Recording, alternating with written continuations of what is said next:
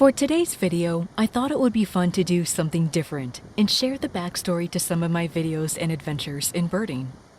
So, grab yourself a hot cup of tea or whatever you like, sit back and enjoy as I recount some of my more memorable moments in birding. 2 years ago, I made a video on Steller's jays. I made multiple trips to the mountains where I knew I could reliably find them, at least as long as I offered them peanuts. This was in December, and I was traveling to a string of mountain lakes that sit at about 9,500 feet. It was bitter cold, about minus 15 degrees Fahrenheit with a wind chill, and the lakes were frozen over. People would skate on them, stand on them taking pictures, walk across them, etc. And I had walked across them too, with no problem. But on one particular trip, you can probably guess that this doesn't end well. I was heading back from a successful day of filming and returned pretty much the same way I came. Go down the trail and cross the lake. But I found the one area of the ice that was not thick enough to hold my weight. I took a step forward and my foot broke through the ice, submerging my leg almost up to my mid-calf. I stumbled to regain my balance and footing, and with my camera bag on my back and my tripod in my hands, I took off running and didn't stop, not knowing if I could trust my next step. Once safely back to the car, I took my shoe off and wrung out my soggy sock in the parking lot. I was full of adrenaline, felt really stupid, and very lucky. Sometime after that event, I heard of a couple who had gotten married up there in the winter a couple years prior and had a photo shoot standing on the ice. The photographer fell through the ice during the shoot. So, I guess I'm not the only one. Moral of the story? Go around the lake on land.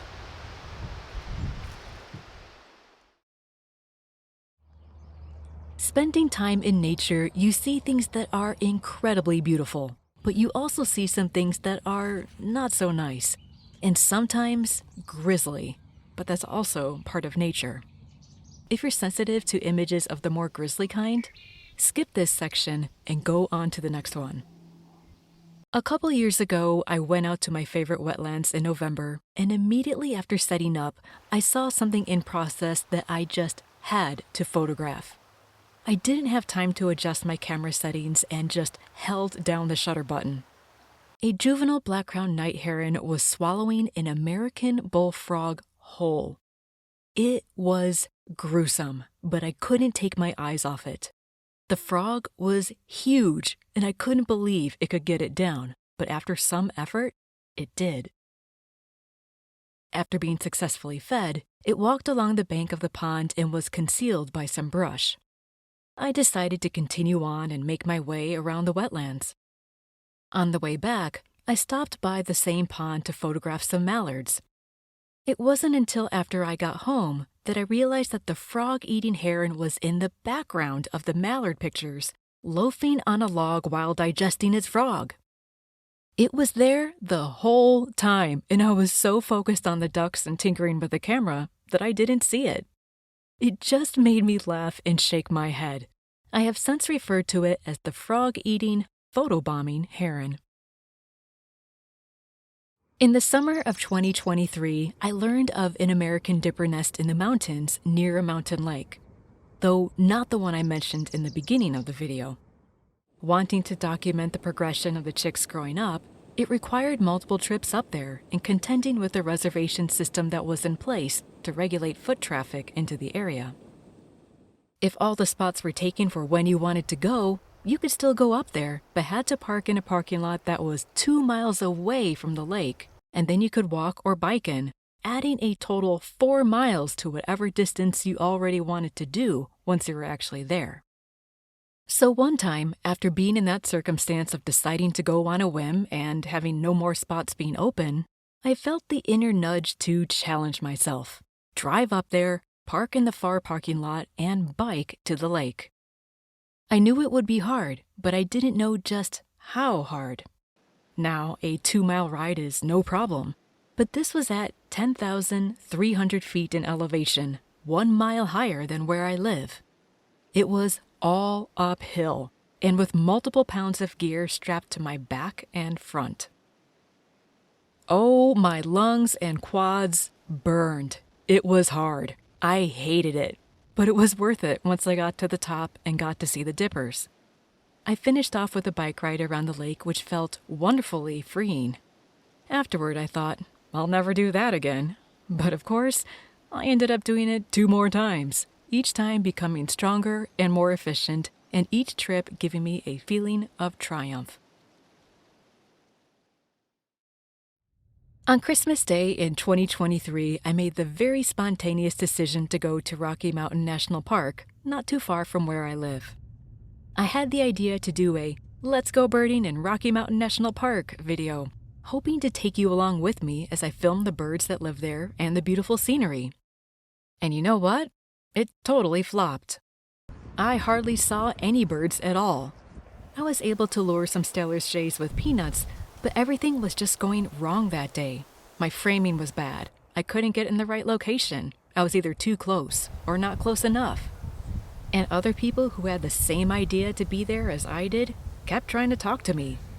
I ended up calling the trip short, mostly just getting landscape shots and more practice driving on dangerous mountain roads, something I've done my share of, but always makes me nervous. So that video never got made.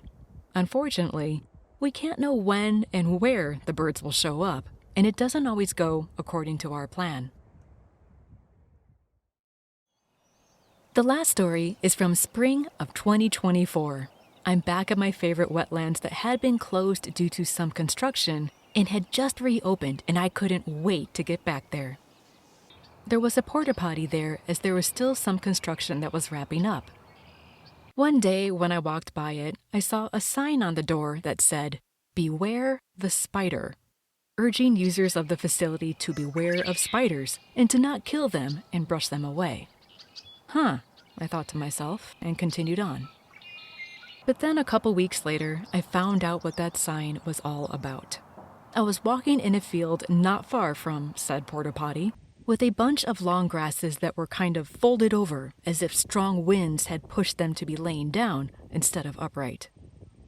At one point, I looked down and saw a small black spider running over the top of the grasses. Okay, I thought to myself and continued walking. A moment later, I looked down again. Oh, there's another one. I kept going. I looked down yet again. And there's another one, I thought. At that point, I stopped and scanned the area. They were everywhere. Oh no, no way, can't do it. I turned around and bolted towards the safety of the trail. I knew that if I stopped and stood still to film, that they'd be on me. I was so creeped out, and to this day, I refer to that area as Spider Field. You never know what you're going to find when you go out birding. Some days are very eventful, and other days, not so much.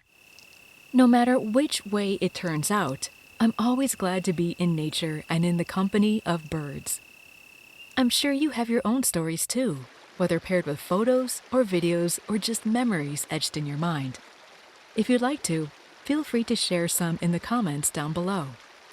Thank you for watching. That's all for this time. I'll see you again soon.